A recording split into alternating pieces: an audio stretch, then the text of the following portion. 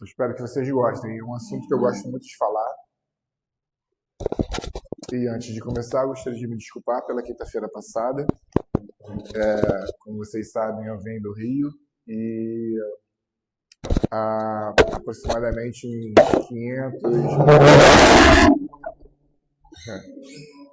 há aproximadamente uns 500 metros da ponte, meu carro começou a aquecer, e você sabe que a gente precisa parar o carro, né? O anel pélvico, ele vai hoje, esse assunto vai nos levar principalmente para uma estrutura que eu acho que é a mais importante de nós hoje resgatarmos essas informações importantíssimas dessa estrutura, que é a articulação sacroiliaca, ou também pode ser a articulação chamada de ilio-sacra, tá? A articulação sacroiliaca ou ilio-sacra é o nosso objetivo de hoje. Temos que chegar lá para entendermos o papel e a importância do papel do anel pélvico na nossa saúde, na saúde do esqueleto axial e dos apendiculares, assim como também na saúde craniana. Espero que vocês gostem, né? Primeiro, relembrando, o anel pélvico é um arcabouço ósseo que une o esqueleto axial ao membro inferior, liga o membro inferior ao esqueleto axial. Esse arcabouço ósseo é formado por 3 ossos. E assim como todo arcabouço ósseo, os anatomistas acreditam que seja uma estrutura que tenha primordialmente a função de proteção de vísceras. Vísceras importantes para a manutenção da nossa sobrevivência. E nesse caso, vísceras que servem para proteção, arcabouço que serve para proteção de vísceras que servem para a nossa sobrevivência e também para a perpetuação da espécie. Aqui nós encontramos o sistema reprodutor feminino. O masculino, ele é externo. Tem alguns órgãos importantes internamente sendo protegidos, mas ele é externo. Principalmente o feminino é protegido por essa estrutura, por essa região. E assim como todo arcabouço ósseo, a princípio, lá no início dos estudos da anatomia do corpo humano, até bem pouco tempo, acreditava-se que era uma estrutura que não gozava de liberdade de movimento. A partir de 35 anos de idade, segundo alguns autores, segundo alguns anatomistas, você já tinha uma fusão completa dos ossos que formam esse arcabouço ósseo, não apresentando mobilidade. Isso é que nós vamos discutir hoje, que eu pretendo demonstrar para vocês hoje. Então, são 3 ossos que formam o arcabouço ósseo do anel pélvico. Eu tenho um osso par, que nós chamamos de ilíaco. Esse osso ilíaco já foi conhecido como osso do quadril. Em livros da década de 80 e 90, você vê ainda o termo osso do quadril, conhecido como ilíaco. Hoje só chamamos de ilíaco. Ele é um osso par, tem o osso direito, tem o osso esquerdo, e esse osso direito e esse osso esquerdo, eles se articulam entre si anteriormente e se articulam posteriormente com o terceiro osso, que é o osso sacro, que é um osso ímpar. Então eu tenho o osso ilíaco, formado pela fusão de 3 ossos, o íleo superiormente, o pubis antero-inferiormente e o isquio postero-inferiormente. Eles se fundem, formam uma cavidade acetabular para receber aqui a cabeça femoral. E, anteriormente, o ilíaco direito se articula com o ilíaco esquerdo através do seu pubis, tá? Formando a sínfise púbica. E, posteriormente, se articulam com o osso sacro, formando as articulações sacroiliacas ou ilio-sacras. Beleza?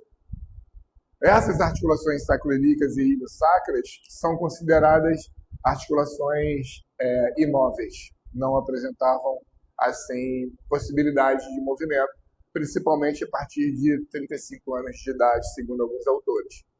Eles falam também a mesma coisa em relação às estruturas cranianas, que não apresentariam mobilidade. A partir de 25 anos de idade já estariam soldadas. Isso, a quiropraxia, principalmente a osteopatia, a quiropraxia e algumas outras terapias já conseguem comprovar há muito tempo, desde antes dos anos 2000, com estudos em cadáveres, estudos em animais, que há mobilidade sim nas estruturas cranianas. Mas não é o nosso assunto de hoje. Até ser descoberta a possibilidade de mobilidade nesse anel pélvico, muitas coisas aconteceram para que essas investigações pudessem fazer algum sentido. E é isso que nós vamos falar aqui, num primeiro momento. Então, essas três estruturas ósseas estão aqui, basicamente, para os anatomistas, proteger vísceras pélvicas, que são importantes para a manutenção da nossa sobrevivência e também para a perpetuação da nossa espécie, que o sistema reprodutor feminino está aqui contido no seu interior, beleza? Bom, é uma condição muito interessante de você analisar essa estrutura e você imaginar que é uma estrutura imóvel. As principais características dessas peças ósseas são como a do corpo vertebral. Eu tenho uma camada fina de osso compacto e uma camada bastante espessa de osso esponjoso, de osso trabecular. Nós vimos isso no semestre passado. O corpo vertebral, por ser um osso de bastante volume, né, trabecular, esponjoso, ele tem como função a absorção de energia mecânica. Vocês lembram? A função de sustentação é realizada principalmente por isso. Esse osso trabecular recebendo energia mecânica, ela acaba seguindo várias outras direções, as direções das trabéculas ósseas, fazendo com que essa força fosse decomposta, fosse atenuada, fosse dissipada, fazendo com que essa energia mecânica fosse menor nas estruturas infrajacentes. Aqui, tanto no ilíaco como no sacro, acontece a mesma coisa. Opa, peraí, então quer dizer que aqui eu também tenho essa função de absorção de energia mecânica? Sim, esses ossos chatos e irregulares têm uma função de absorver energia mecânica. Eu tenho muita energia mecânica que cai sobre o anel pélvico, sobre os ossos do anel pélvico. Uma curiosidade que eu ia esquecendo de falar é que no tempo da Inquisição, lá na Idade Média, não sei se seria século XVII, XVI, eu não lembro muito bem, desculpa aí a minha memória falhar, mas no tempo da Inquisição, onde a Igreja Católica tinha uma perseguição muito grande às pessoas que não seguiam seus ritos e suas demandas, eles levavam para julgamentos e geralmente o julgamento dos hereges eram a condenação à fogueira. E muitas mulheres foram queimadas como bruxas, e homens também, como auxiliares das bruxas. E se constatou que, na maior parte das vezes, num número muito grande de casos, as cinzas encontradas do elemento que foi ali julgado e condenado, a fogueira, você encontrava no meio das cinzas alguns ossos sesamoides, que ficam próximos do hálux, intactos, e também o osso sacro. E aí os religiosos na época, os inquisitores, falavam que esse osso não queimava porque ele era um osso sagrado, por isso sacro, sagrado, por isso sacro, de sagrado, né? Isso é um aspecto da história que eu acho que é interessante. Muita coisa das descobertas da anatomia, dos nomes, da nomenclatura, das suas funções, começaram numa época onde era pecado você profanar o corpo, você abrir o corpo e estudar o corpo para conhecê-lo melhor. Isso é demonstrado naquele filme O Físico, vocês já viram? Vocês sabem o nome daquele ator que fez o Professor Xavier? Desculpa, não é o professor Xavier, não. É um cara parecido com ele, um careca também. Opa, tudo bom? Não, não é o Magneto, não. É um. Ele fez o Gandhi. Quem viu o filme Gandhi, ele fez o Gandhi. Enfim, é com ele. É um ator muito conhecido. Ele é um dos atores principais desse filme. Ele mostra a história da medicina. Ele mostra como era a época assim dos barbeiros e dos curandeiros. Vocês já devem ter visto isso na história. Vocês têm fundamentos em fisioterapia? Aqui? Vocês viram a história da fisioterapia? Viram a história da medicina também, né? Não? Sim, curandeiros, barbeiros, né? Essa diferença.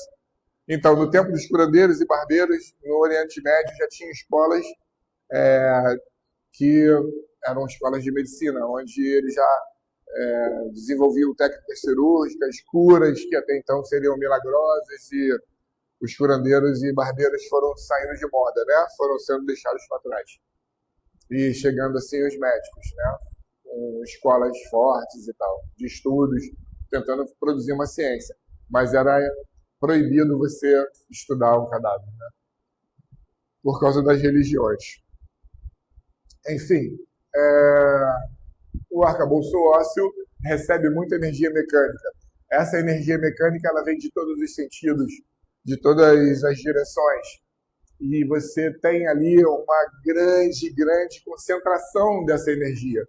Porque você tem a energia da gravidade nos empurrando para o centro da Terra, vindo através dos corpos e dos discos intervertebrais, atravessando o sacro ilíaco e a articulação sacroiliaca, o pubis, os membros inferiores, chegando no solo, empurrando o solo. Nós sabemos que para toda ação existe uma reação. Então, se eu tenho 100 quilos, eu estou pesando 100 quilos, eu estou também recebendo 100 quilos de volta. Essa é uma lei da física que Newton descreveu muito bem, calculou isso muito bem. Então, fazendo uma conta errada, só para a gente fazer uma conta errada e tentarmos entender a magnitude disso. Um indivíduo com 100 quilos, ele pesa 100 quilos, ele tem uma massa, uma densidade que é acelerada pela gravidade, impõe 100 quilos porque nós botamos numa balança e vimos em quilogramas força. E em outros lugares por libras, então tem vários tipos de medida. Esses 100 quilos também voltam pelos membros inferiores e se encontram no anel pélvico, a força descendente e a força ascendente. Essas forças ficam aqui, num ponto de interseção. Daí aquela coisa de, poxa, eu tenho ossos esponjosos ali em abundância, justamente para absorver essa energia mecânica e dissipá-la, certo? A energia ela não cessa, ela se transforma. E quando chega a energia mecânica aqui, ela se transforma em calor, e esse calor mantém a temperatura interna, fazendo com que a circulação sanguínea, a circulação do líquido da matriz extracelular, as vísceras possam fazer seu metabolismo anabólico e catabólico, mantém ali a função metabólica dos órgãos. Isso é perfeito. Só que, mesmo assim, se nós pararmos para olhar, tirando grandes acidentados, politraumatizados, atropelamentos, acidentes automobilísticos, queda da laje, paraquedista ou voador de parapente que se acidentou e tal. É muito raro um indivíduo que não se submete a esse tipo de incidente ter uma lesão no anel pélvico. Por quê? Bom, é uma estrutura que absorve muita energia. Ela absorve muita energia e ela dissipa muita energia, por causa dessas características dos seus tecidos ósseos.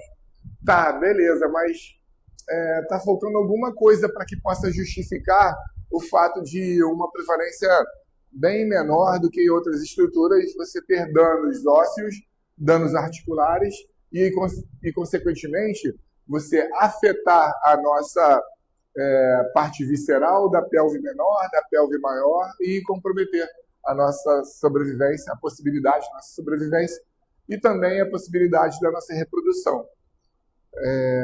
Isso foi pensado, né, por estudiosos, por cientistas, como uma região que recebe tanta energia mecânica, tem um ponto de interseção, o nosso centro gravitacional aqui, ela se preserva tão bem, já que ela é rígida. Comparando a ponte Rio-Niterói, quem nunca enguiçou, pelo menos já ficou engarrafado na ponte uma vez na vida. Vocês que moram aqui e vão para o Rio, e quem vem do Rio para cá já passou por isso algumas vezes. E você percebe que a ponte tem mobilidade. Essa mobilidade é mais uma vez o homem imitando a natureza. A natureza proporciona a você alguns exemplos disso. E o homem tenta copiar. Por exemplo, você pega uma árvore chegando na fase de outono, onde seus galhos já estão ressecados, você pega o galho ressecado, um galho seco e pá, você facilmente, com pouca energia, você chega num ponto de fratura, num ponto de ruptura do tecido. Quando você está ali numa fase da primavera, florescendo e tal, esse galho já está muito mais hidratado, já está muito mais elástico, e é muito difícil você quebrar esse galho, né? Então, se você tem flexibilidade, essa flexibilidade é lógico que vai depender de muitos outros fatores, precisa ser calculada, o valor, vamos dizer assim, ideal, né, para cada material, para cada instrumento que você pensa em construir. E aí, nesse caso, a ponte Rio-Niterói, eles perceberam que se a ponte tivesse melhor flexibilidade, maior elasticidade, ela ficaria muito mais forte, como um galho verde. Assim como os prédios em Tóquio. Tóquio, assim, o Japão são várias ilhas e vulcânicas. Tem muitas placas tectônicas, ou seja, elas mexem toda hora, estão sempre, o universo está sempre ali na sua atividade metabólica, vamos dizer assim, e tem muito terremoto. Os prédios de lá não desabam com terremoto, assim, dos mais punks. Eles se mantêm, tremem e se mantêm, porque eles têm flexibilidade. Se por um acaso em Niterói, Rio de Janeiro, qualquer lugar do nosso estado, do nosso sudeste, tivesse um tremor, muitos prédios desabariam, porque não é um lugar que tem tremor. Então a flexibilidade que esse material poderia ter, pode ser muito inferior àquele que poderia resistir à deformação mecânica sem sucumbir a uma fratura, a uma ruptura, certo? No anel pélvico, se eu tenho uma região tão rígida assim, como os anatomistas colocam, tudo bem que eu estou absorvendo energia mecânica, bom dia, mas sem a mobilidade eu sucumbiria com muito mais frequência. Eu teria muito mais lesões na história clínica das pessoas. Tombos, quedas com bumbum no chão, por exemplo, né? Eu teria muitas fraturas. Eu vi um estudo de um médico com nome japonês, ele tem origem japonesa, mas é um ortopedista paulista. Tem uma colônia japonesa muito grande em São Paulo e em outros lugares do Brasil. Não sei se a de São Paulo é maior. E aí ele fez um estudo que ele colocou uma estimativa de uma criança de 0 a 1 ano aprendendo a andar, ela cairia de 2.000 a 2.500 vezes, numa média, sobre a pelve. E ele justificando isso ao aparecimento de muitas disfunções degenerativas, como artrose, lesões discais, no adulto. Olha só a visão do cara, né? Achei maneiro. Esse artigo, sabe onde eu li? Na revista Cláudia.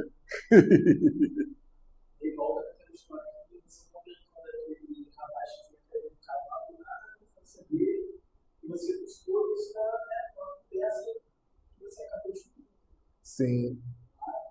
Caiu do cavalo? Não, caiu do trator. Do trator. Isso mesmo. E aí foi uma choradeira danada. Até me arrepiei você lembrar disso. É impressionante, né? Então, assim, o que está rolando, então? Por que essa energia mecânica aqui ela é absorvida e por que essa energia mecânica aqui ela pode ser realmente assim, contida e não provocar danos? Aí, bom, deve ter mobilidade. Aí existe mobilidade. Tá legal, existe mobilidade. Aí eu pergunto a vocês o seguinte, para a gente começar a conversa. Hoje, vocês alunos de terceiro ano, vocês já já estão fazendo estágio, quem não está fazendo estágio já tem um nível de informação assim maior, né? Já consegue ver muitos livros que têm uma terminologia técnica e tal.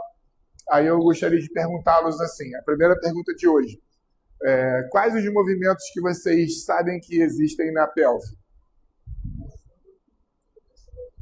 Antiversão e retroversão, né?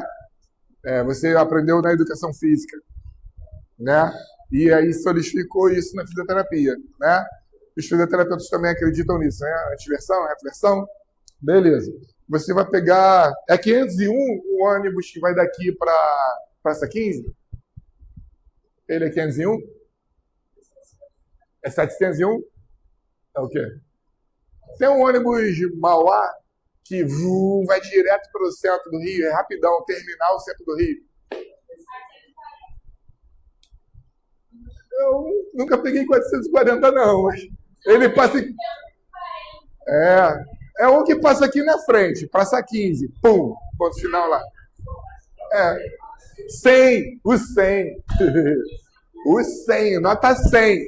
Quando eu vinha, às vezes, a pé, quando eu ia embora para o Rio, eu pegava o 100. Ou então eu chegava na Praça 15, pegava o 100 e vinha para cá. Quando você vai andando para pegar o 100, quem nunca pegou, se fosse pegar, vocês andam fazendo antiversão e retroversão? Vocês vão pegar um ônibus assim? Quem anda assim aqui? Ninguém. Então, como é que eu pergunto aos alunos de terceiro ano e aos que têm já formação acadêmica prévia quais os movimentos que acontecem na anel pélvico que vocês falam, antiversão e retroversão? Antiversão, retroversão, báscula da pelve, meu Deus, isso são movimentos que acontecem na articulação lombosacra e coxofemoral. Eu tenho flexão, extensão coxofemoral, tenho flexão, extensão lombosacra. Ali eu tenho flexão, extensão, aí isso é um movimento que acontece em duas estruturas diferentes e gira o bloco todo. Isso não é movimento da articulação sacroiliaca? Isso não é um movimento da articulação sacroiliaca? E aí, assim, e não seria o suficiente para você ter uma dissipação de energia mecânica tão eficiente assim, a ponto de você não encontrar tantos danos no anel pélvico, no ilíaco e no sacro, e na articulação sacroiliaca, e nas vísceras pélvicas. Bom, aí alguns pesquisadores, 2 professores, um cara chamado Colax e um Avignoli, eu acho que a origem do estudo deles é americana, é nos Estados Unidos. Eles foram estudar justamente o seguinte: eu tenho muita energia mecânica nesse arcabouço ósseo. Essa energia mecânica é absorvida pelo tecido esponjoso e transferida pelo tecido esponjoso. Essa energia mecânica, ela não é perdida, ela é transformada. Então, ela é transformada em calor, beleza. E que isso tudo ajuda muito a questão metabólica das vísceras pélvicas. Tá, tudo bem. E se tem movimento, deveria acontecer movimento nas articulações sacroiliacas. E aí eles foram ver como anatomicamente nós poderíamos identificar essa articulação sacroiliaca. E aí eles descrevem o seguinte: essa articulação sacroiliaca, tanto no ilíaco, no osso ilíaco, como no osso sacro, você tem uma superfície articular que, segundo eles, parece um bumerangue. Na verdade, se você for ver, parece até uma asa de asa delta. Mas parece um bumerangue também. Vocês já viram um bumerangue? Aquele negócio que tu joga e vai... Eu só vi isso uma vez na minha vida, nunca mais vi. A superfície articular, que faz o contato entre o ilíaco e o sacro, tem essa aparência de um bumerangue. E eles descrevem esse bumerangue, essa superfície articular, em 2 polos. Nós temos um polo superior. Esse polo superior ele é mais verticalizado. Aqui eu tenho uma posição anatômica do sacro, aqui eu tenho uma posição anatômica do ilíaco. Esse polo superior ele é mais verticalizado, tanto no ilíaco como no sacro. E, além de ser mais verticalizado, ele é de uma extensão menor. por isso ele é chamado de braço menor.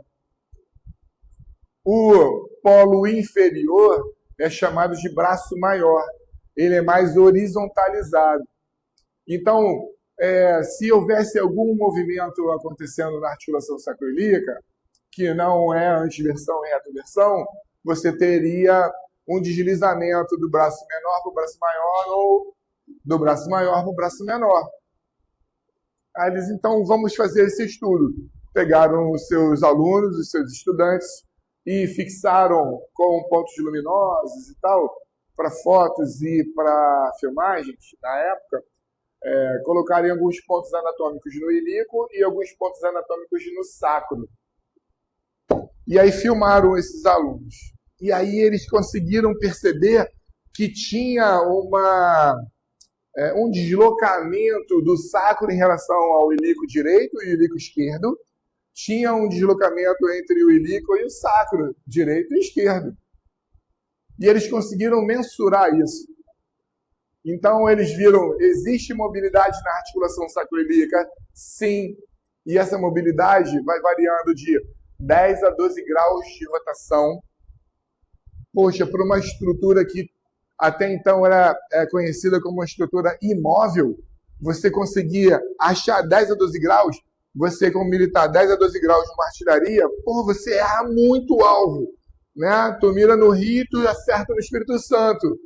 A coisa assim, dependendo da proporção da coisa, da distância da coisa, são quilômetros de erro de alvo. Né? 10 a 12 graus é muita coisa. E de 5 a 6 milímetros de deslizamento. Então você tinha rotações do sacro em relação ao ilíaco, do ilíaco em relação ao sacro, que variavam de 10 a 12 graus, com deslocamentos, deslizamentos em todos os sentidos, que chegavam até 5, 6 milímetros. É muita coisa. É muita coisa. Nas pesquisas das estruturas cranianas, eles percebem, por exemplo, a estrutura craniana que tem maior mobilidade apresenta a mobilidade de 45 microns. O que é 45 microns? Para você chegar, é menor do que milímetro.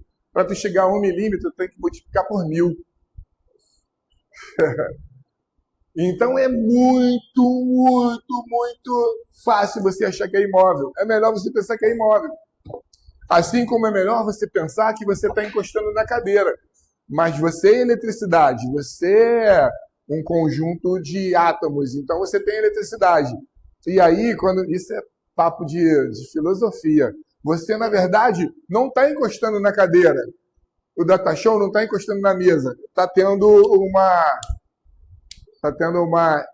repelindo. O material está repelindo, então você fica flutuando assim.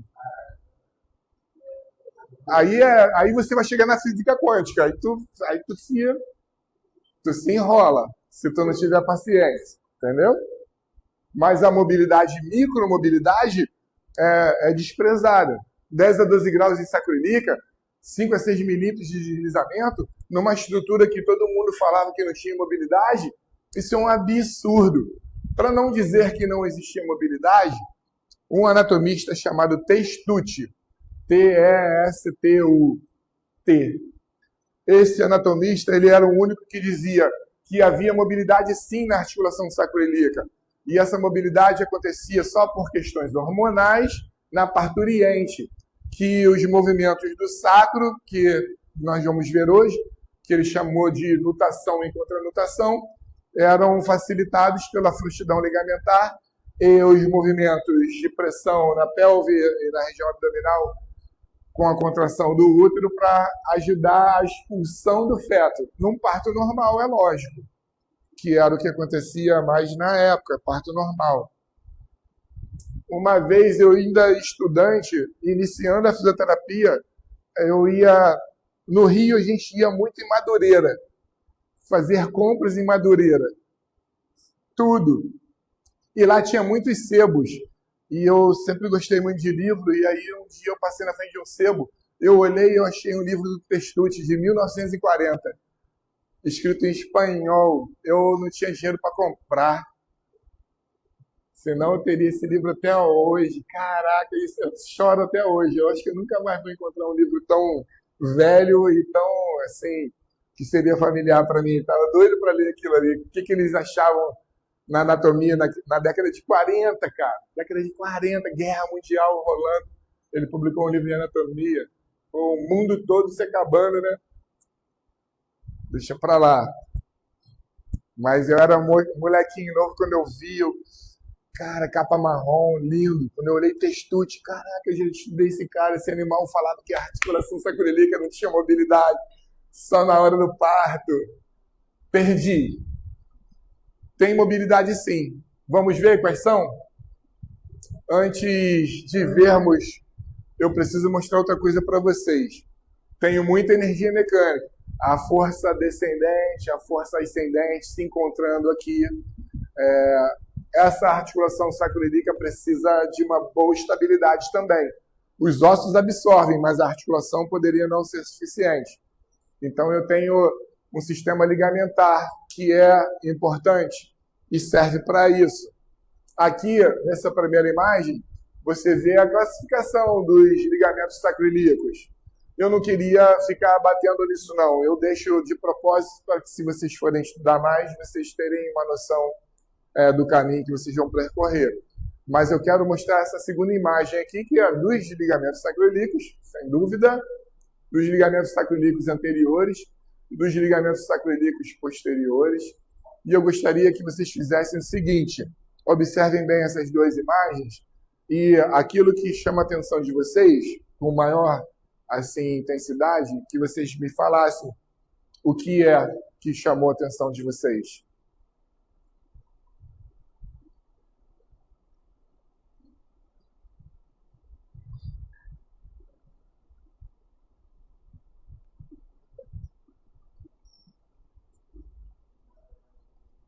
O que vocês acham?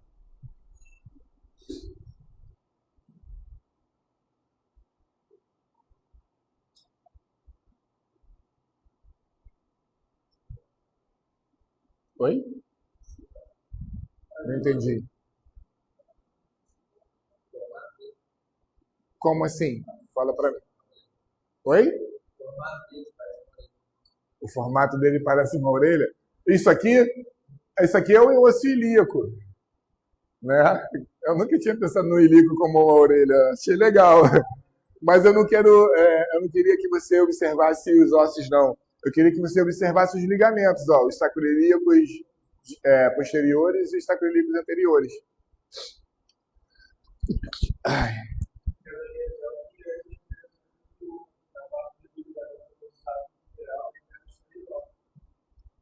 Você vai ter a oportunidade de palpar o ligamento sacrotuberal aqui, bem no isquio.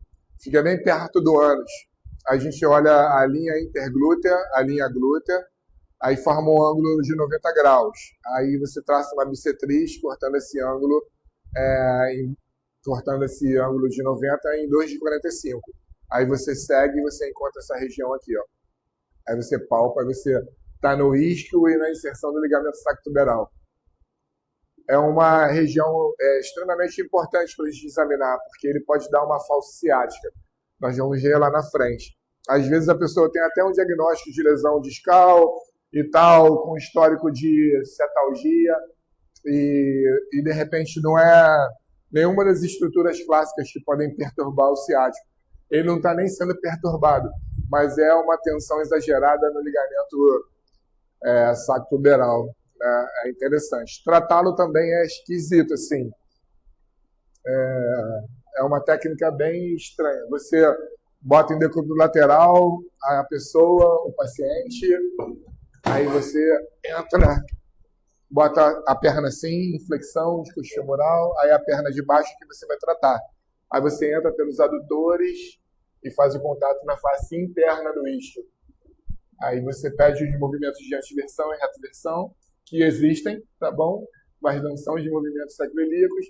E aí você faz uma liberação facial do ligamento sacrotuberal. Fica bem perto dos órgãos genitais. E assim, para muita gente é muito doloroso. Dói pra caramba.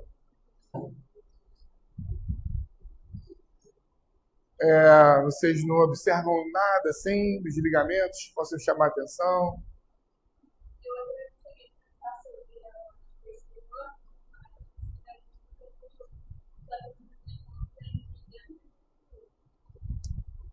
O anterior tem menos ligamentos, né? Que você falou? Aqui é posterior, aqui é anterior.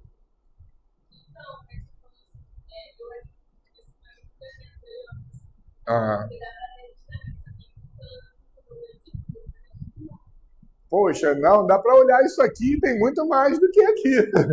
Tu pode ver que a extremidade aqui é muito maior do que a extremidade aqui, né? Anterior. Então, o que que vocês acham?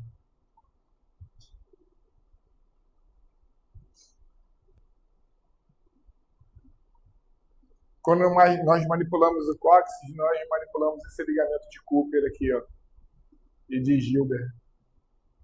Gimber. Gilbert. Gilbert é outra coisa.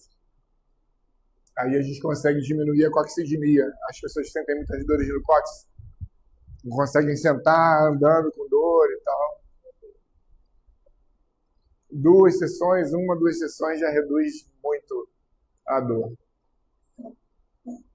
Então, pessoal, vocês não conseguem observar nenhuma característica assim interessante?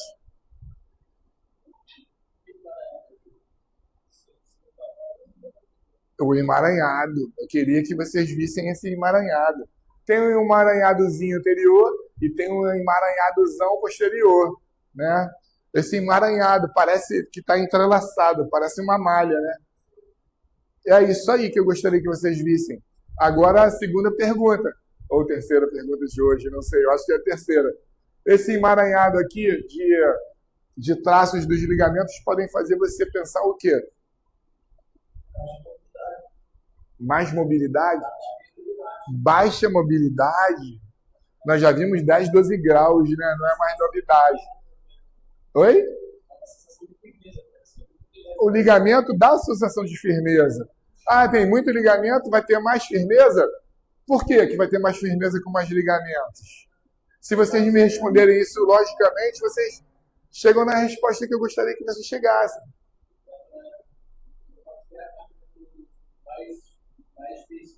Compartilhar a carga, ele não compartilha a carga, ele mantém a união de dois ou mais ossos com a sua força elástica.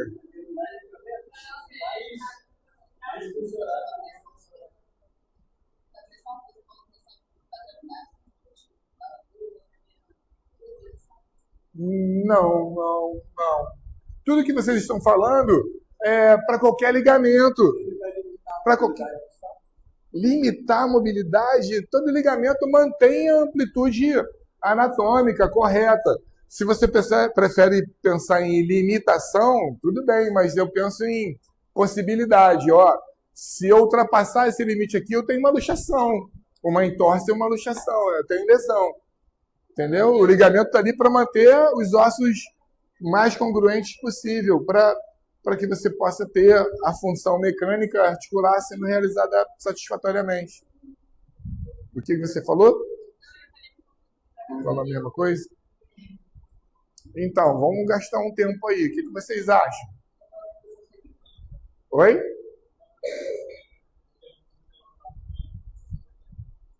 Compensar o que que você está conseguindo ver?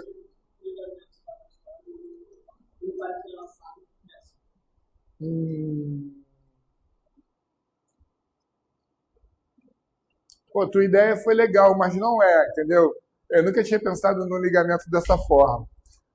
A compensação mecânica que acontece geralmente em engrenagens assim do aparelho locomotor é uma articulação associando a sua mobilidade à outra. Então, se eu tenho uma articulação trabalhando menos, aí a outra vai trabalhar mais. E assim sucessivamente. E isso acontece nas células. Se você tem um tecido e uma das células ou um grupo de células desse tecido começa a ter um metabolismo diminuído, as outras aumentam o seu metabolismo. Tá no Guyton isso é natural. Aí quando elas percebem que as outras já se recuperaram, ou foram substituídas, sofreram apoptose e foram substituídas, aí elas se autorregulam. É impressionante. Você só precisa beber água e comer. E ser feliz também, que é mais difícil. Porque é muito fácil. Aí a gente... Se eu tenho ligamento em vários sentidos nesse emaranhado, é porque eu tenho movimentos em vários sentidos nesse emaranhado. Essa é a parada. Se meu movimento é de me afastar e de me aproximar, lateralmente, o ligamento correto é esse aqui. Se eu tenho que movimentar anteriormente e posteriormente, aí eu tenho que ter outro. Eu tenho que ter, talvez, esse aqui. Ó, uau, aí uau, aqui, um monte. Então, a direção desses ligamentos já me dá, até gaguejei, desculpa. Já me dá a impressão de que esses ossos, eles fazem movimentos em todas essas direções. Sacaram? Então, olha só, uma estrutura. É muito fácil você olhar, não, é para dar mais estabilidade. Por causa da energia mecânica, mais ligamentos, você costura em todos os lugares. Mas eu não precisaria ter um ligamento assim, longitudinal, se não tivesse um movimento assim, longitudinal. Não precisaria ter um oblíquo se não tivesse um movimento oblíquo. Ele não vai fazer isso, para que eu tenho um ligamento ali para sustentar? E pensando nisso, poxa, esse movimento aqui é tridimensional. Acontece nos 3 planos e nos 3 eixos. A anatomia nos mostrando ali, ó. Aí o cara vem com prática baseada em evidências e fala, cadê? Me prova. Tá aqui a anatomia, pô. Para que serve o ligamento? A estrutura da pelve de um animal bem secado e bem fresquinho, né? O sistema ligamentar, ligamento sacroesquiático, sacrotuberal, ligamento inguinal, o osso esponjoso do sacro. Legal. Não tem só a energia mecânica da gravidade. Tem a energia mecânica dos músculos. Olha os músculos da parede abdominal, reto anterior do abdômen e o transverso. Músculos volumosos, grandes, braço de alavanca bastante grande, que faz com que a energia mecânica seja transmitida de alta intensidade. São músculos muito vascularizados, dá para vocês verem que eles apresentam ali um ventre muscular bastante robusto e muito vascularizado. Então eu tenho força, eu tenho potência, eu tenho resistência, e todos esses músculos se inserem no anel pélvico. Então eu não tenho só força de compressão, eu também tenho força de tração. Tração em todos os sentidos. Olha os oblíquos para onde tracionam. Olha o reto femoral para onde traciona. Por isso aqueles ligamentos estão lá doidos para tudo quanto é lugar. Porque eu tenho músculos que têm trajetórias no seu braço de alavanca diferentes e se inserem nos ilíacos, fazendo com que o ilíaco tenha uma força de tração que o direciona naquele sentido. E se não fosse tridimensional, aconteceria conosco o que acontece com os robôs. Você pega um robôzinho antigo, esses robôs novos, é outro papo, né? A gente vê uns exemplos assim na internet. Você bota um robôzinho novo, dá para o seu sobrinho. Aí está na sala da sua casa. Na sala da sua casa tem um piso fantástico, porque tem cobertura, não vai estragar. Aí você bota alinhadinho. Aí o robozinho, anda legal, ele se diverte. Aí chega os coleguinhas. Você, vai brincar lá fora, vai brincar. Aí vai pro quintal. O quintal é descoberto, o piso é diferente, o tratamento é diferente. Não tem um rigor. E aí é um piso mais assimétrico. Aí o robozinho, e pum, cai, poxa. E pode quebrar, porque ele não se adapta ao terreno irregular. Porque ele não tem a capacidade tridimensional. Imagina isso conosco. Se você não tivesse uma pelve que tivesse tridimensional, como é que você ia andar na sua fazenda? Como é que você ia andar na sua fazenda? Tá quase dormindo nesse escurinho. Quer ir lá lavar o rosto? Pode ir lá lavar o rosto. Não? Beleza. Não existe só os músculos da parede anterior do abdômen, puxando para cima, para dentro, para cima, para fora. Existem outros músculos também, puxando para baixo. Olha aqui os isquios tibiais. Olha o glúteo máximo. Olha o músculo ilíaco. Olha como esses músculos são volumosos, como esses músculos são vascularizados, como eles são volumosos e potentes. Vocês vão aprender a tratar essa face aqui, ó, face ilíaca, para separar o psoas do ilíaco. Dói pra chuchu. Caraca, parece que tá até fazendo uma cirurgia sem anestesia. Dói pra caramba. As meninas que têm disfunções geniturinárias, ovários policísticos, entre outras coisas, se beneficiam muito por essa técnica. É muito sofrida, mas traz uma repercussão boa. Até mesmo no ciclo menstrual, as pessoas têm uma irregularidade grande, que precisam tomar medicamentos e tal. Enfim, todos esses músculos, glúteo médio, glúteo mínimo, todos esses músculos inseridos na estrutura que forma o anel pélvico.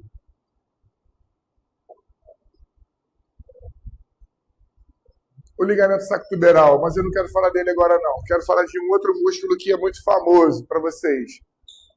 O músculo piriforme. O músculo piriforme se prende aqui, ó, na cara anterior do sacro, na face anterior do sacro e vai direto para o grande trocânter do fêmur. Por que o piriforme é famoso para a gente? O que vocês acham? Por que o piriforme é famoso para a gente?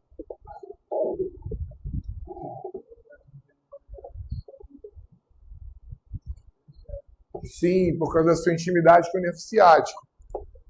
Mas não existe só o piriforme de pelvitrocantéricos, considerados músculos pelvitrocantéricos, que fazem a rotação externa da coxa femoral.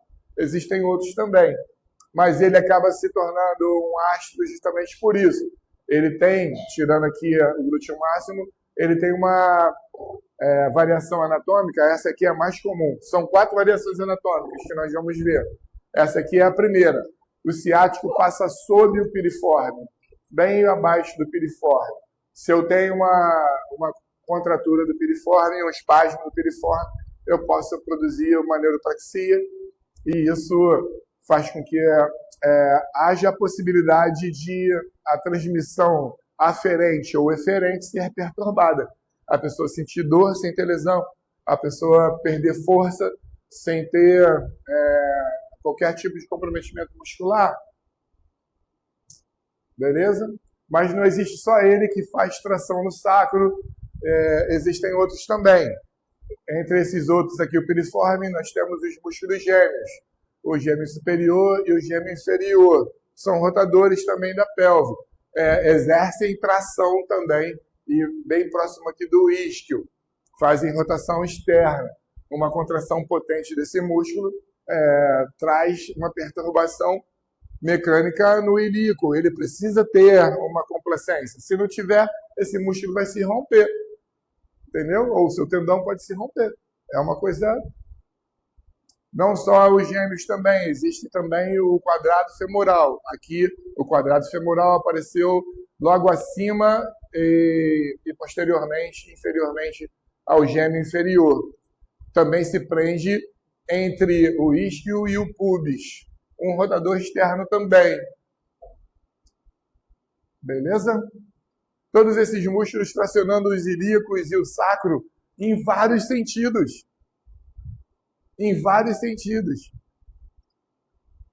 Olha quantos músculos existem se prendendo no ilho, ou no sacro, ou em ambos. Muitos músculos.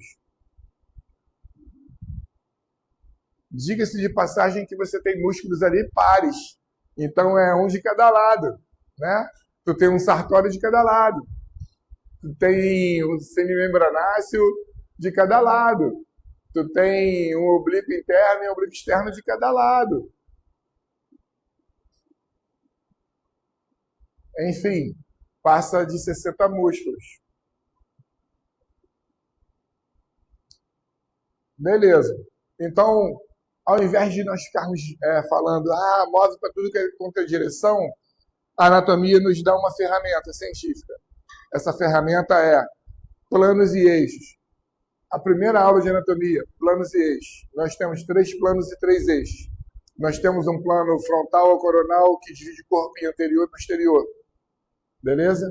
Nós temos um sagital que divide direito e esquerdo. E nós temos um horizontal ou transverso que divide em superior e anterior. Certo? Cada plano tem um eixo de movimento. E esse eixo é sempre perpendicular ao plano. E esse eixo de movimento que é perpendicular ao plano provoca o movimento, permite o movimento paralelo ao plano. Então, se eu tenho um plano frontal, eu tenho movimentos assim. Se eu tenho um plano sagital, eu tenho movimentos assim. Se eu tenho transversais, eu tenho movimentos assim. Beleza? Sempre paralelo. Então, vamos estudar isso, porque na articulação sacroiliaca nós temos os 3 planos e 3 eixos. Existem autores, osteopatas, que estudando a biomecânica sacroiliaca, eles colocam a presença de até 8 eixos de movimento. Mas nós vamos entender tudo isso em 3 planos e em 3 eixos. Então, nós temos o plano que me dá o eixo lateromedial, um plano que me dá o eixo antero-posterior e um plano que me dá o eixo longitudinal. Beleza? Vamos estudar um de cada vez. Então, me presta seu estojinho. Caraca, pertinho. Pensei que ia chegar. Se eu tenho um eixo antero-posterior, qual o movimento que meu corpo vai poder fazer? Me inclinar para um lado, me inclinar para o outro. Beleza? Se eu tenho um eixo assim, lateromedial, eu tenho que me inclinar para frente ou para trás. Beleza? Se eu tenho um eixo assim, eu vou fazer rotação para um lado ou rotação para o outro. Isso é claro para vocês, né? Então, o primeiro movimento que nós vamos ver é um corte sagital que divide o corpo em direito e esquerdo. E esse corte sagital em direito e esquerdo vai ter um plano, um eixo lateral-lateral, beleza? Então, nós vamos ver o ilíaco rodando anteriormente e rodando posteriormente assim, tá? Beleza? Mas antes disso, eu preciso mostrar para vocês o seguinte, para fazer uma comparação. Nós vamos usar 2 referências anatômicas. Vamos usar as espinhas ilíacas anterosuperiores, fica aqui meus polegares, e eu vou usar os meus indicadores como o pubis de cada lado, beleza? Então aqui eu tenho a espinha ilíaca e o pubis do ilíaco direito, aqui eu tenho a espinha ilíaca e o pubis do lado esquerdo, tudo bem? Quando você vê antiversão, qual é a direção que as espinhas ilíacas e o pubis acabam realizando? Numa antiversão? Vão para baixo, se tornam mais inferiores. Numa retroversão, vão para cima, beleza? E quando eu dou um passo, o lado direito está para baixo, os 2 pontos, e o lado esquerdo está para cima. E aí, eu tenho antiversão ou retroversão? Não tem nenhuma das duas. Eu não tenho nenhuma das duas. Tem uma obliquidade pélvica que anulou a antiversão e a retroversão. Tu não pega o 100 daquele jeito que eu me recuso a fazer novamente. Eu me recuso a fazer essa coisa ridícula novamente. Então, vamos estudar o primeiro do eixo lateromedial, que gira o ilíaco nesse sentido, para frente e para trás, beleza? Nós chamamos isso de rotação anterior. E essa rotação anterior é um movimento que vem do braço menor para o braço maior, que vocês já conheceram.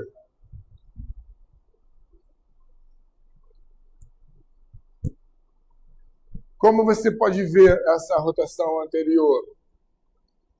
Vou dar um zoom aqui.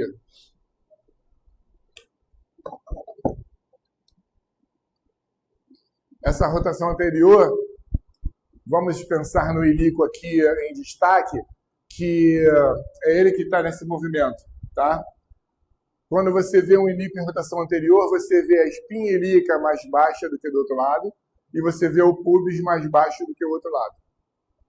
Beleza? Aí você tem uma rotação anterior. Tudo bem? Fácil de entender, né? Esse movimento é feito com o movimento vindo do braço menor para o braço maior, como eu já mostrei para vocês. Aí o ilíaco gira anteriormente, certo? A espinha ilíaca e o pubis ficam mais inferiores do que do lado contrário. Em compensação, quando eu tenho um movimento contrário, a gente chama de rotação posterior. A espinha ilíaca anterosuperior fica mais superior do que a do outro lado, e o pubis também fica mais superior que o outro lado. É o que eu acabei de mostrar para vocês. Então você está tendo a oportunidade de fazer a marcha em anterior, posterior, anterior, posterior, anterior, posterior. Vai alternando durante a marcha. Isso te dá dissociação de cinturas. Ninguém anda daquela forma que pensava-se que era o movimento da pelve. Antiversão e retroversão existe? Existe, mas não são os movimentos do anel pélvico. Os movimentos do anel pélvico começamos a ver o primeiro, num primeiro plano, no primeiro eixo, num plano sagital, num eixo lateral, eu tenho rotação anterior e tenho rotação posterior. Beleza? Tudo bem? Bom, isso no primeiro eixo. Nós vamos ver um movimento de cada vez, né? Um plano de cada vez. Vimos o primeiro, vamos ver o segundo. Esse segundo é estranho. É o que nós chamamos de in-flare e out-flare. Aí vou pegar a bolsinha dela de novo. O in-flare e o out-flare já é no plano frontal, um eixo antero-posterior. Me imaginem como um ilíaco. Me empresta o seu caderno. Tu está acabando de ano. Imagina esse ilíaco aqui. Eu tenho um eixo assim, antero-posterior, beleza? Aqui é a região anterior, espinha ilíaca, pubis, tá bom? Nesse eixo aqui, se eu girar aproximando a parte superior, automaticamente eu afasto a parte inferior. Consegue entender? Se eu afasto a parte superior, eu aproximo a inferior. Se eu aproximo a superior, eu afasto a inferior. Se eu afasto a superior, eu aproximo a inferior. É fácil de entender isso?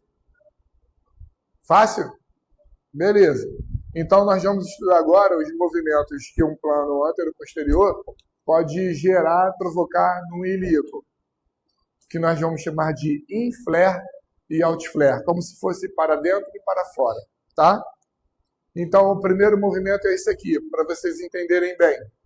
Aqui eu tenho a linha mediana do corpo. O movimento que vai estar assim com a minha mão, a espinha ilíaca vai se aproximar da linha mediana e, simultaneamente, o pubis vai se afastar da linha mediana. Isso nós chamamos de in-flare, para dentro, beleza? O ilíaco vai ter sua espinha ilíaca se aproximando da linha mediana e o pubis se afastando da linha mediana. Vocês viram rotação anterior, rotação posterior, rotação anterior, rotação posterior. Agora vocês estão vendo o in-flare. A espinha ilíaca se aproxima da linha mediana e o pubis se afasta da linha mediana. Não pensa que ele está desviando de nada, não. Ele simplesmente se inclina. Ele está só se inclinando. Me preste seu caderno de novo. Parte superior se aproxima da linha mediana, do meu umbigo. E a parte inferior, consequentemente, se afasta. Porque eu tenho esse eixo de movimento aqui. Como se fosse uma gangorra. Muito bom, eu nunca pensei na gangorra. A gangorra. Só que é o contrário. Né? Não é vertical, é horizontal. E se eu tenho esse movimento in flare, que é para dentro, eu vou ter o movimento out flare. Então eu tenho a espinha ilíaca se afastando da linha mediana e, consequentemente, o pubis se aproxima. Não entendi. Sim. Pode chegar a 10, 12 graus de movimentos de rotação anterior e posterior. Mas esses outros movimentos são mais contidos. E aí você tem aqui o out flare espinha ilíaca se afasta e o pubis se aproxima. E aqui o inflare. A espinha ilíaca se aproxima e o pubis se afasta. Sim.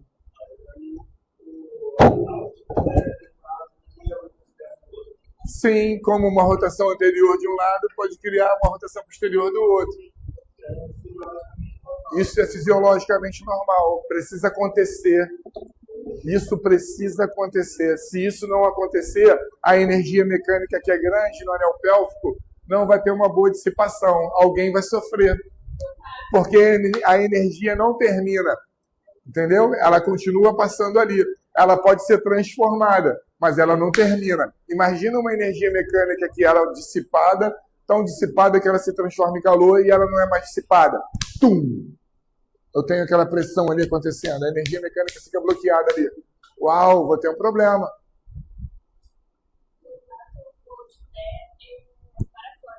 Isso.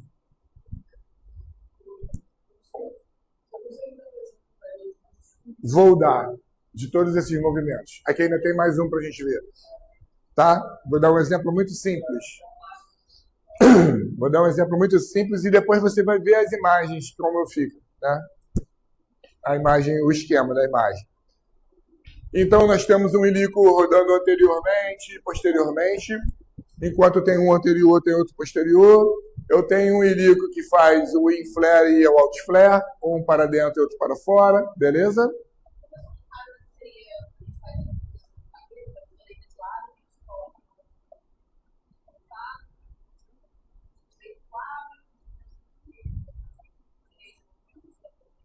Não entendi o que você quer dizer.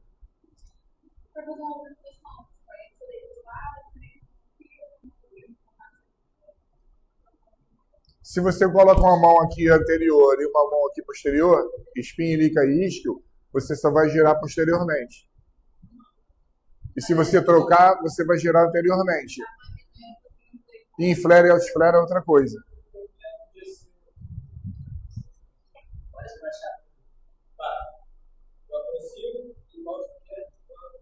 Isso aí. É isso aí. Só que você está vendo, as pessoas estão vendo o movimento de quadril, adução e abdução. Só que para acontecer a adução e a abdução, o ilíaco acompanha.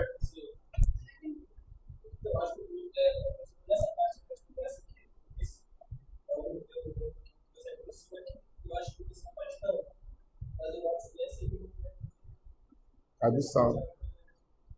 Ele me pediu um exemplo. Você já deu, eu vou dar um exemplo muito mais simples. Que você não vai ter muita coisa de quadril. Tem de quadril, mas é menor. Mas foi bom o exemplo. Rotação anterior, rotação posterior, inflare e outflare, tudo bem? Já tem o eixo anterior posterior e lateral. Falta qual eixo? Qual? Eixo. Esse é plano. Transversal é o plano, eu quero o eixo. O eixo é longitudinal, pô. Tem assim, agora falta assim. O eixo longitudinal dá o que pra gente? Rotação. E nós temos rotação externa e rotação interna. Rotação externa. Aqui está a linha mediana. Olha só a diferença do inflare e outflare para as rotações externas e internas. A externa eu tenho afastamento da linha mediana, é simultâneo, tanto pela espinha ilíaca anterior superior como para o pubis. Os dois se afastam da linha mediana. No inflare e no outflare, enquanto um aproxima, o outro afasta. Na rotação, os dois se afastam, os dois se aproximam. Na rotação externa, os dois se afastam. E aí o ilíaco fica até mais largo do que do outro lado. Os dois se afastam simultaneamente. E na rotação interna, os dois se aproximam da linha mediana simultaneamente. E esse ilíaco ficando mais delgado, mais fino do que do outro lado. Cara, você vê o médico fazendo um raio-x panorâmico de pelve, e no raio-x panorâmico de pelve, ele fala assim, que está tudo normal. Realmente, para ele está tudo normal. Não tem fratura, não tem luxação, não tem nenhum tumor ósseo, não tem nenhuma alteração anatomopatológica, pode estar bagunçadão aquilo ali que para ele está normal. Agora, para você, não está normal. Se a pessoa faz um exame numa posição neutra, tinha que estar tudo balanceado. Não dessa forma aqui. Compreendem isso? Porque dessa forma aqui, eu tenho mudanças na transmissão dessa energia mecânica. Eu tenho alterações no atrito e no estiramento dessas articulações sacroiliacas, tanto no braço maior como no braço menor. Eu tenho encurtamentos musculares de um lado que eu não tenho do outro. Eu tenho tensões ligamentares que eu tenho de um lado e não tenho do outro. Por que está normal? Nada. E essa pessoa chega para você com dor lombar, com dor no joelho. E está tudo normal. Certo? Aí te respondendo, o movimento é sempre tridimensional. Aí tu tá andando, vindo aqui, essa calçada aqui até que é larga. Mas tem partes de calçadas mais finas, você indo lá pro centro, né? Aí, pô, aqui o movimento de carro é grande. E aí um carro encostou demais e subiu a calçada, porque ele tá... Ali tem muitas lojas e tá comprando alguma coisa. Aí o retrovisor tá aqui e tem uma parte de muro chalpiscado aqui. Você não vai querer esfregar seu bumbum no muro chalpiscado para não rasgar a sua bermuda. E também, pô, não vai querer dar um prejuízo no cara, no retrovisor do cara. Um retrovisor desse deve estar custando uns 3 mil reais, 10 mil reais, entendeu? Porque vem com lanterna e tal, isso no barato, no paralelo. Aí você vai fazer o quê? Beleza? Foi o suficiente para eu pagar esse bico aqui para tu? Beleza? Passei. Nunca mais. Nunca mais. Hoje, se tu vê um carro na calçada, faz esse movimento para você ver, experimentar. Passa entre uma cadeira e outra aí. O tempo todo. Certo? E aí acontece sempre assim, ó. Se eu tenho um ilíaco póstero externo, eu vou ter um ilíaco antero interno. Uau! Inflare e outflare. Beleza? Aqui eu faço um antero interno e um inflare. Aqui eu faço um póstero externo e um outflare. E assim você vai. Isso aí. E assim você vai se adaptando, se acomodando às situações mecânicas do ambiente. Tem mais um movimento só. E aí, geralmente eu dava esse exemplo, eu acho que eu tenho que arrumar outro exemplo. Quando você era criança, você brincava no meio-fio, assim, de pique. Aí era a rua, aí você ficava com um pé na calçada e outro pé embaixo na rua. Para passar assim, senão o pique pegava. Enquanto tu estava com o pé na calçada, tu estava livre, assim. Enquanto tu está com o pé na calçada, o ilíaco fica mais alto. E o pé da rua, o ilíaco fica mais baixo em relação ao outro. A gente chama isso de up slip. Você também deve ter brincado assim, de ficar andando no meio-fio, um pé no meio-fio, um pé na rua. Já brincou assim? Todo mundo já experimentou essas coisas, né? Tá raso, tá fundo, né, e tal. Aí o up slip, você tem isso aqui, ó. Que sinistro. Tudo no ilíaco, e até o quadril, e até o membro inferior fica mais curto por causa disso. O isquio está mais alto, o pubis está mais alto, a coxa femoral está mais alta, as espinhas ilíacas estão mais altas, a crista ilíaca está mais alta. A hemipelvis, a pelve desse lado está toda mais alta, e encurtando o membro inferior.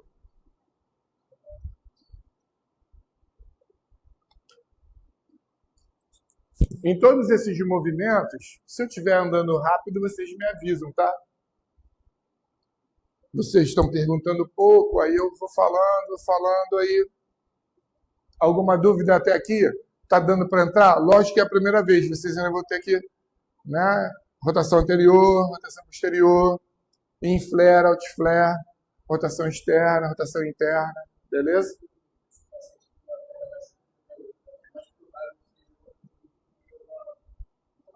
A princípio, você pode pensar no upslip, sim. E aí você chega logo na crista ilíaca. Aí uma crista ilíaca está aqui perto da 12ª e a outra está bem mais longe que a 12ª. Aí você, caraca, por que ele está com esse upslip? Né?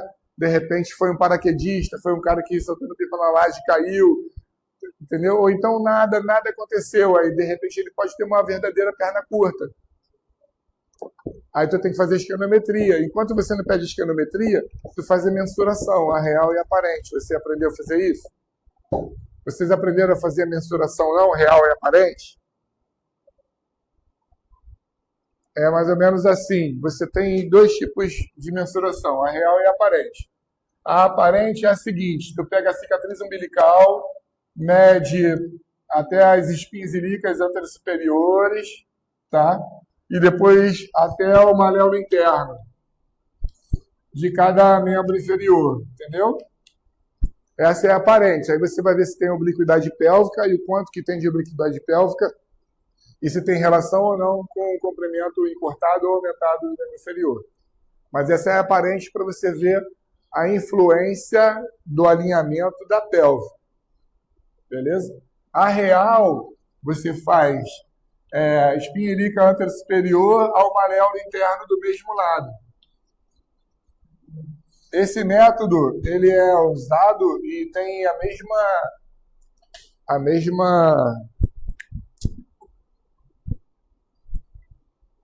mesma importância do que a escanometria. Se você pegar bem os pontos. Aí aqui é real. Você vê se tem diferença aqui, tem diferença no comprimento do membro inferior. Se tem diferença aqui, pode ser um alinhamento da pelve. Entendeu? Interferindo. Aí tu faz com o método de medida de fita. Marca as espinhas ilíacas, marca os maléolos, marca a cicatriz umbilical e pum, tira as medidas e anota. Aí depois você compara. Tu faz isso no consultório, né? Facinho de fazer. Quando você faz os movimentos outflare, inflare, rotação anterior, rotação posterior, interna, externa, a articulação sacroiliaca sofre uma mudança no seu estado. Não fica totalmente ali com cara deslizando.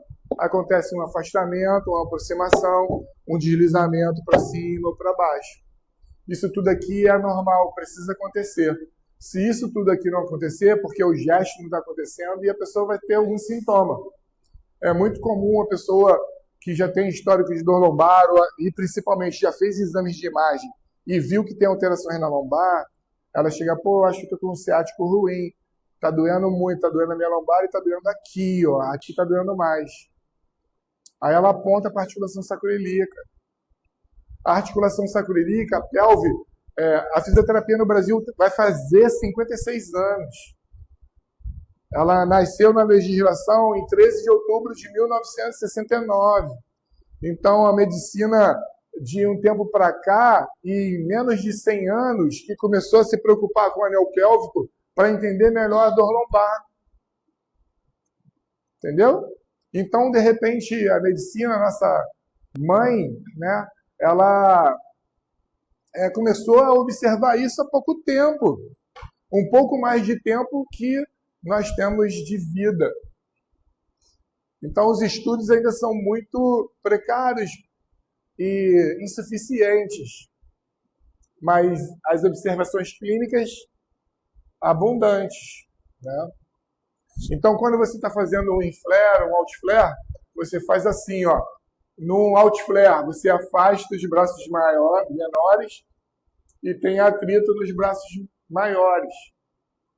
Afasta os menores e aproxima os maiores. No inflare é o contrário. Aproxima os braços menores e afasta os maiores.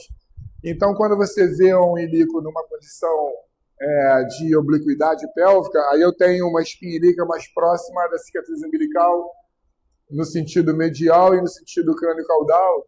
Aí tu, poxa, eu tenho um ilíaco póstero interno. O ilíaco póstero interno eu vou ter esse tipo de situação das articulações sacroiliacas. Aí você vai justificar mecanicamente. Cara, Se o ilíaco está assim, a sacroiliaca está tendo atrito no braço menor ou no braço maior. Ou então está tendo estiramento no braço maior ou no braço menor. Aí vamos lá, quem fez quinto período comigo. Se eu tenho uma lesão de atrito articular, que tipo de sintoma a pessoa pode falar para a gente? Primeira e segunda aula e terceira aula do semestre passado.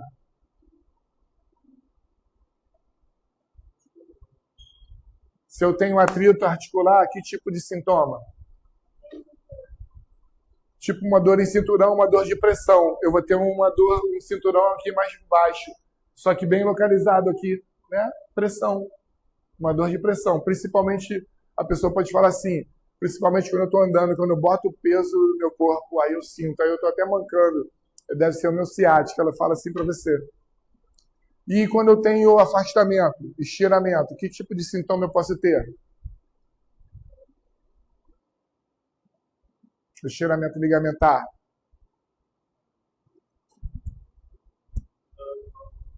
Dor no final do movimento ou dor postural. Eu paro num lugar, fico muito tempo, já começa a queimar, começa a arder. Aí eu vou, mudo de posição, aí dá uma aliviada. Aí, pá, depois de 5 minutos vem de novo, naquela mesma região. Então eu posso ter estiramento do ligamento sacroiliaco, estiramento sacroiliaco na parte superior ou atrito. O que estiver acontecendo ali com maior intensidade é o tipo de sintoma que a pessoa vai te relatar. Olha só, nós trouxemos a informação que nós vimos na coluna e estamos aplicando em outra articulação agora. Beleza? Só mais uma informação. Vocês sentados aí estão passando por esse tipo de estímulo mecânico.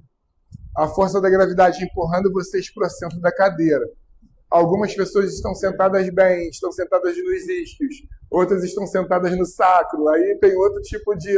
Aí vamos pensar em quem está sentado direitinho.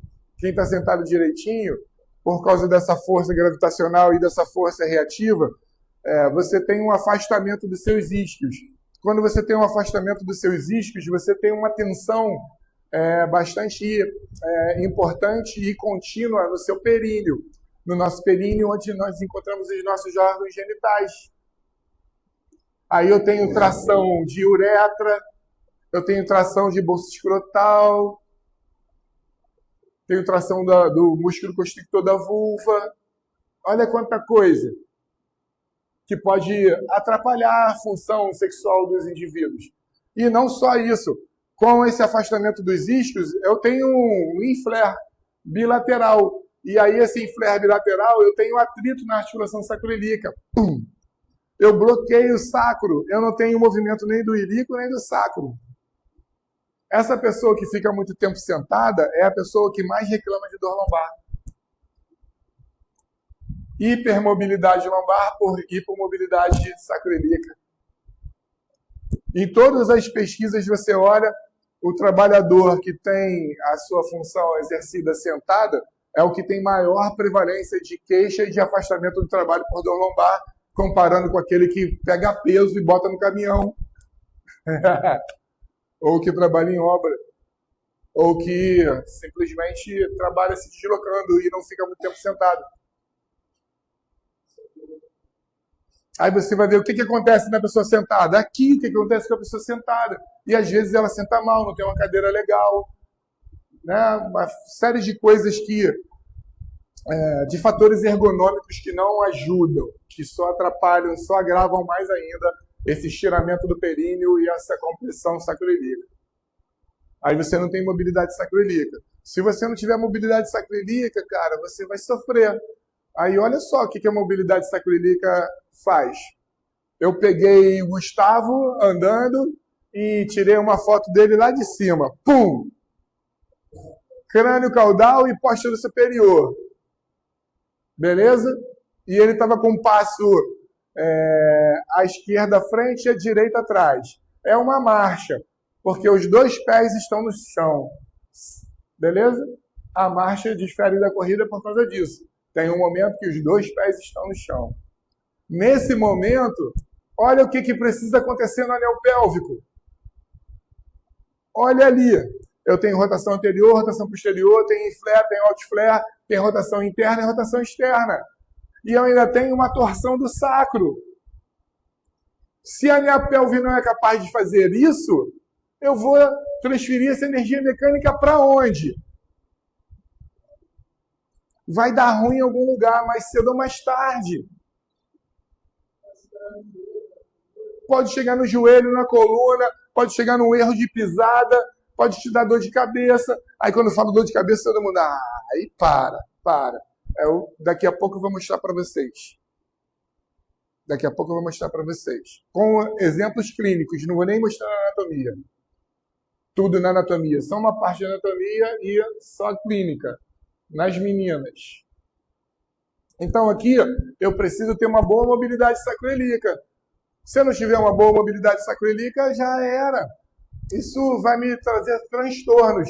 E esses transtornos podem ser transferidos também para outras estruturas, para as estruturas nervosas e para as estruturas viscerais. Nós vamos ver daqui a pouco. Eu acho que nós vamos ver agora, melhor ver agora. Vamos ver agora. Se ligaram como precisa ficar a sua pelve? É maneiro, né? Ou não? Vocês poderiam imaginar isso? Não, só imaginava o feião.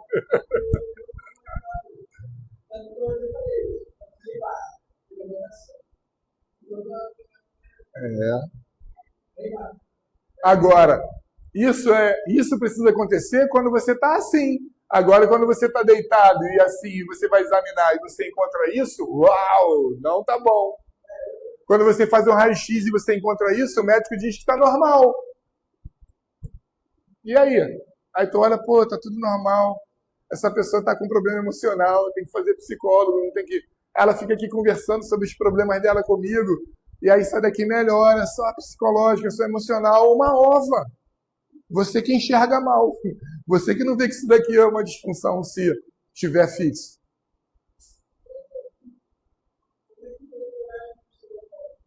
Porque não tem alteração anatomopatológica, não tem fratura, não tem luxação, não tem tumor.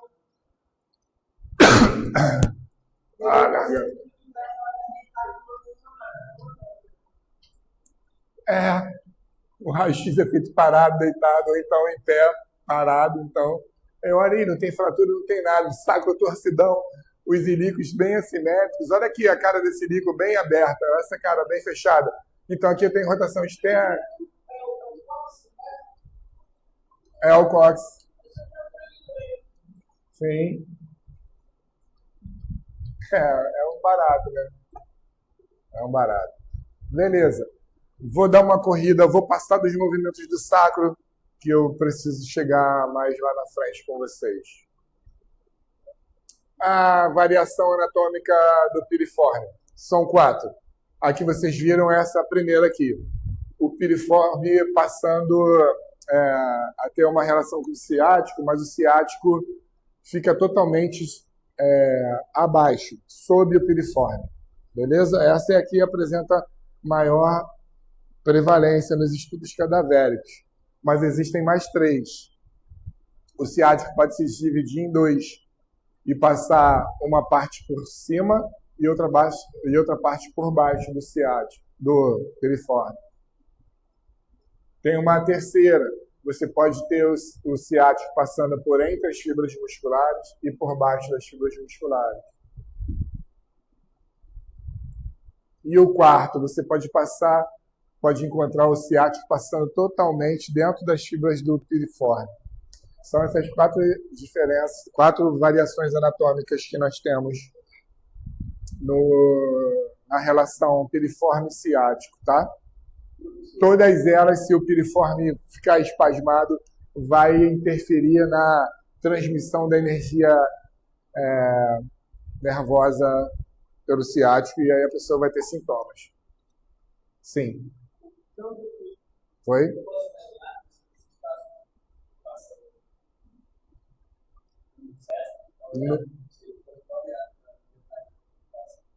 Não, assim, é uma variação anatômica, então ele Ele cresceu, para mim é uma má formação, tá? Um nervo passar por dentro de um músculo.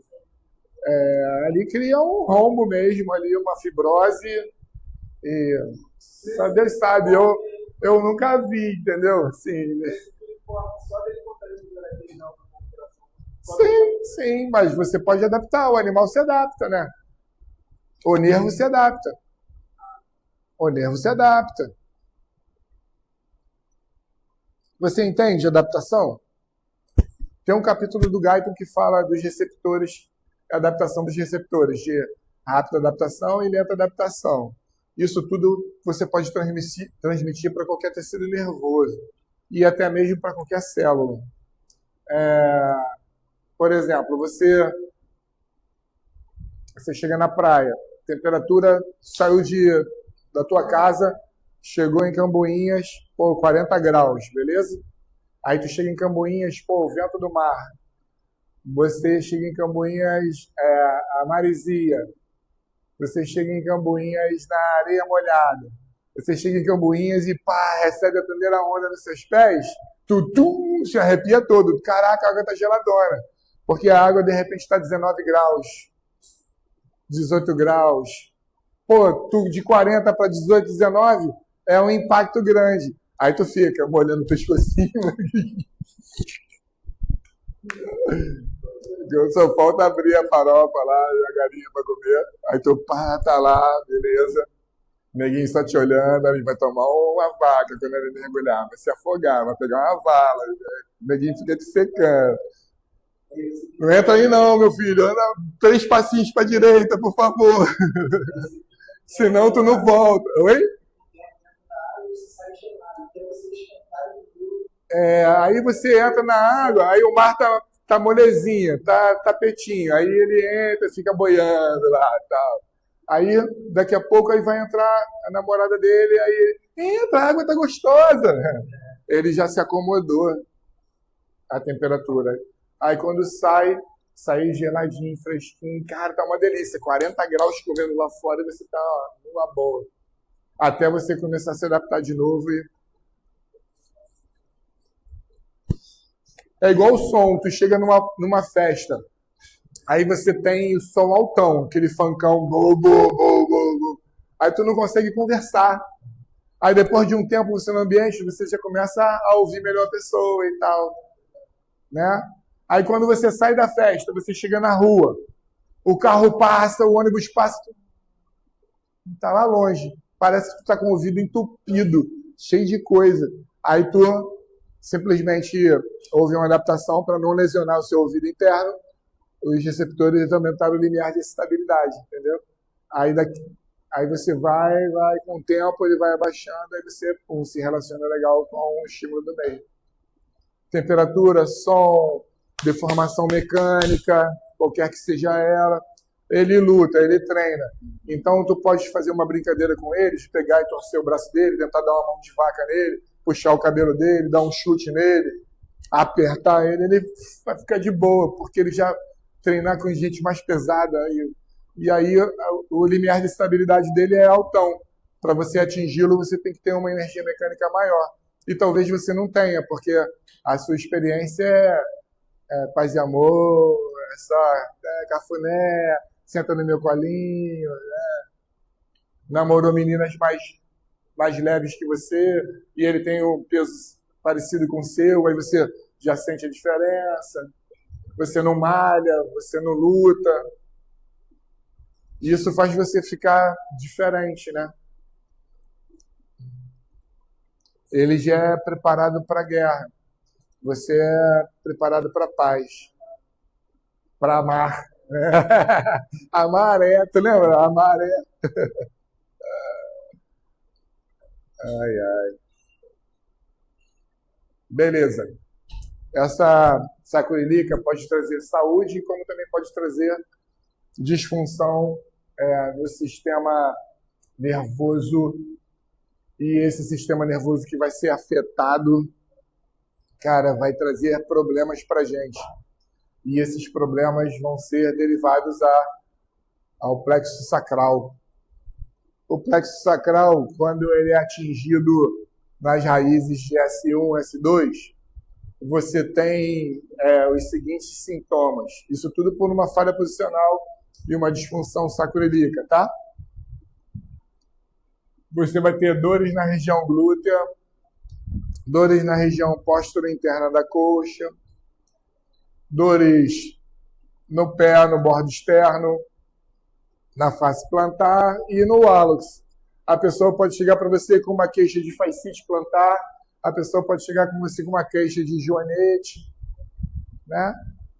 E uma sequela pós-entorse por inversão, com dor no bordo externo do pé, perto do, que nós vamos estudar isso aí, perto da base do quinto metatarso, e aí você vai tratar o pé, porque você gosta muito de tratar o pé, mas se você não olhar a sacroiliaca, pode ser que você engula a barriga.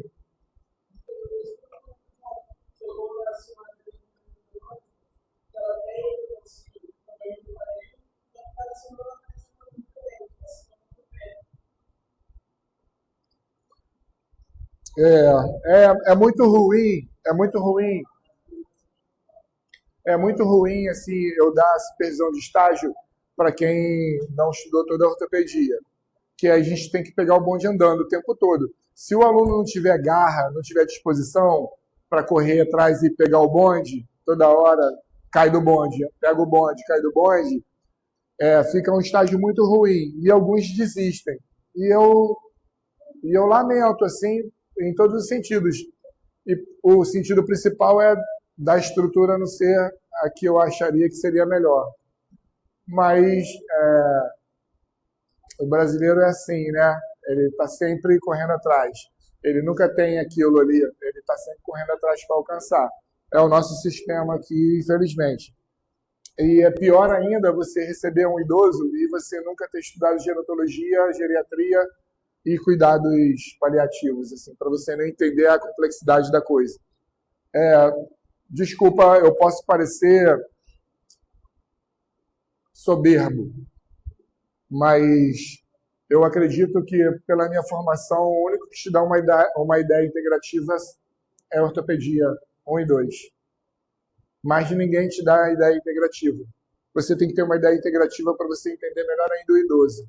Então, essas queixas migratórias é um corpo que tem uma capacidade menor de se adaptar e tem uma carga emocional muito grande sobre esse idoso, que você precisava entender melhor, estudar melhor, ler melhor, para que você entendesse e conseguisse, assim, numa avaliação física, mecânica, visual ou mecânica, tá sempre lançando os pontos chaves para você tratar, entendeu? E aí, e você ir mostrando para ela, você dando estímulo para ela, dando conhecimento para ela, dando atividade, dando multitarefa. Então, tu tá manipulando, tá sentindo isso, tá doendo, dói um pouquinho, tá, não sei o quê. Ó, isso aqui acontece assim, assim. Sabe quando a senhora andava de salto alto? Aí ela começa a pensar na memória, pum, pum, pum. Você tem um estímulo ali sendo otimizado, um sinal sensorial sendo otimizado, e a resposta cerebral e a resposta neuromuscular, neurobioarticular, pode ser mais interessante. Mas ela está assim, ó, 80 anos, ela está aqui na linha de baixo. Então você tem que entender que você está restaurando uma possibilidade de um funcionamento melhor naquele momento, porque o envelhecimento vai fazer com que essa capacidade seja diminuída. E nessa capacidade diminuída, você estimulou um quadril. Aí esse quadril voltou a funcionar melhor, mas o pé não foi estimulado. E aí ele não está funcionando tão bem quanto o quadril. Aí ela começa a ter essa dor migratória, sabe? Mas você tem um perfil que pode atender muito bem, não só os jovens, mas os idosos. Assim. Tu tem cara de anjinho, então os idosos gostam muito disso. Assim. Ele também tem cara de anjinho. Então, a maioria de vocês tem cara de anjinho, então se chegar, escutar a história, vem com jalequinho e pau, aí fica maneiro. É isso aí. Conversa mexendo.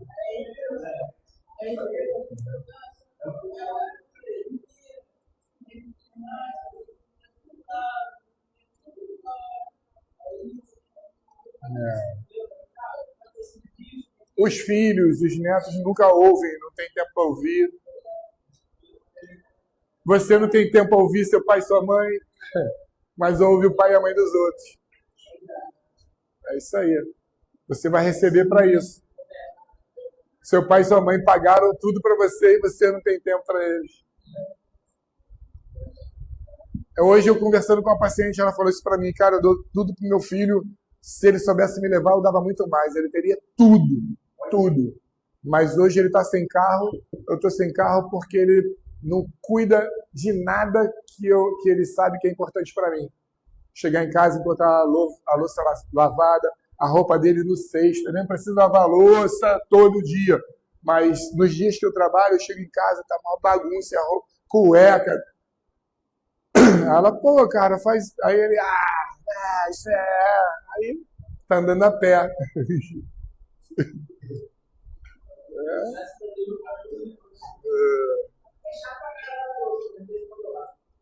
Quando você pega. Mora sozinho, então. Pede ele para te dar um AP. Vai morar sozinho para tu ver. Então, sim. Se você afetar S3, S4, se você afetar S3, S4, o bicho já começa a pegar.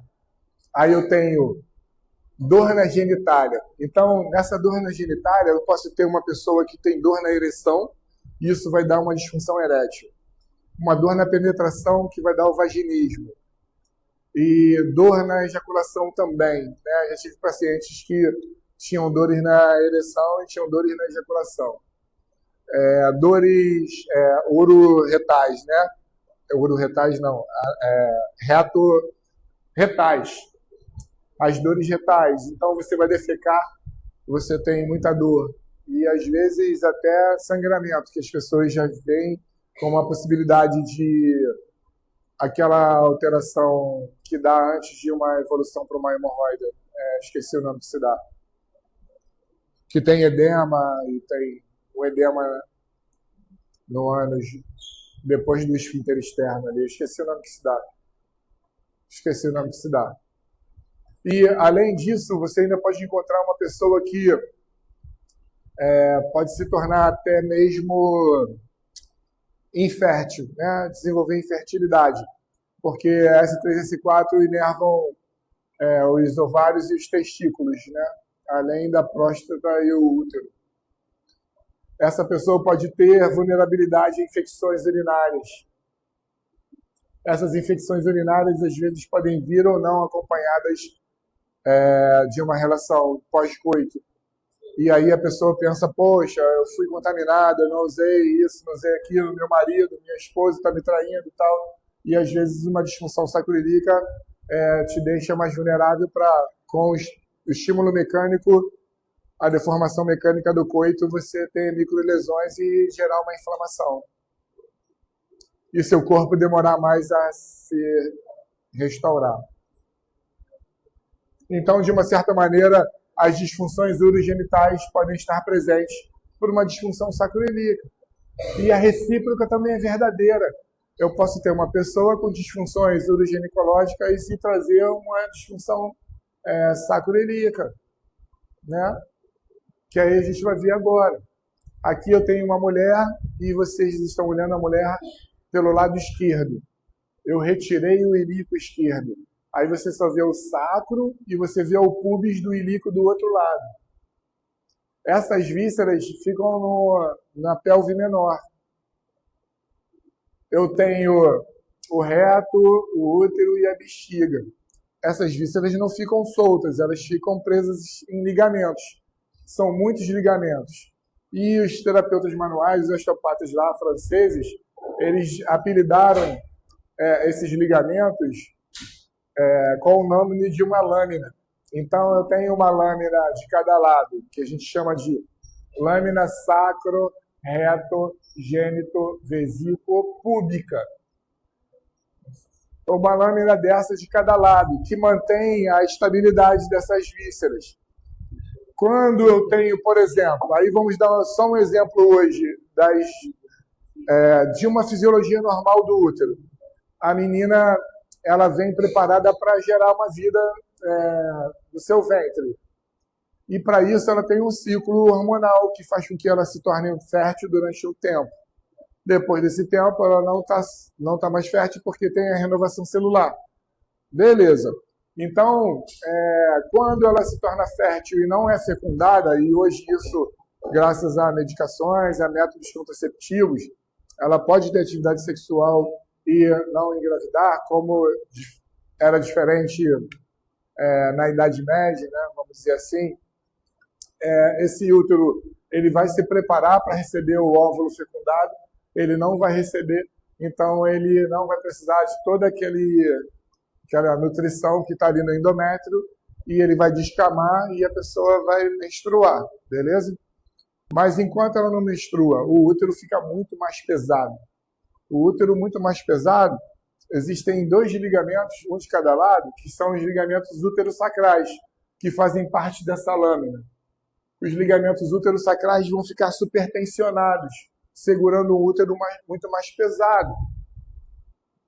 Se eu tenho uma lâmina sacro-reto-gênito-vesicopúbica ou ligamento uterosacral sofrendo muito durante alguns dias para segurar esse útero muito mais pesado, que arrasta a bexiga e traciona também o reto, né, a parte final do intestino, o sacro também vai ser arrastado, vai ser tensionado, vai ser bloqueado. Você vai perder mobilidade sacroiliaca. Durante esse tempo, a menina já começa a experimentar dor lombar. Cara, minha lombar começou a pesar, começou a doer. Pô, daqui a pouco eu vou ficar menstruada. É ou não é? Pô, comecei a ter uma dorzinha de cabeça enjoada. Se eu não comer, se eu não beber muita água, se eu não tomar café, se eu não fizer isso, pô, eu vou ter uma dor de cabeça braba. Eu já sei que eu vou ficar menstruada. Não é verdade? Tudo porque o útero está mais pesado, tracionando mais o ligamento uterosacral e bloqueando o sacro. E você andando, e você sentando, você não tem aquela mobilidade tridimensional. E aí, tem mulheres que têm dores no joelho, tem mulheres que têm dores na lombar, na cervical, sentem dores com o estímulo visual, não consegue nem olhar a luz, porque é horrível, parece até vampira. Tem que ficar no escuro, tem dias que tem que ficar no escuro. Enxaqueca braba. Até descamar tudo e descamou. Pum, o útero fica mais leve, o ligamento uterosacral volta à sua complacência e o sacro volta a ter a sua mobilidade natural. Aí diminui a dor lombar, desaparece, diminui a dor de cabeça, diminui a fotofobia e ela vive, que bom. E procura o médico para tomar remédio, para que essas coisas sejam controladas. E os médicos só veem isso, ou cirurgia ou farmacologia. Quando você encontra um fisioterapeuta, você não acredita. Quando você encontra até mesmo um professor de educação física, menos ainda, né? Menos ainda. Vamos fazer exercícios. Vamos fazer exercício para o períneo. Vamos fazer exercício para o diafragma. Vamos fazer exercício de mobilidade da pelve. Vai melhorar a sua condição. Mas é difícil, é um caminho difícil, porque demora. Porque exige esforço, exige dedicação, exige disciplina. E você, não tem tempo para disciplina. Tu tem que trabalhar, tu tem que estudar, tem que fazer um monte de coisa. É melhor você ir na farmácia e tomar um remédio para não menstruar mais. Pronto, acabou. Já não gosta mesmo de menstruar. É ruim pra caramba. Quem gosta, levanta a mão. Ninguém, pô. Ninguém gosta. Então fica dessa forma. E assim, os problemas começam a acontecer. Isso você tem meninas que menstruam com 13 anos, 12 anos, e vai até 40 e tal, né? E aí essas meninas ficam crônicas com essa coisa.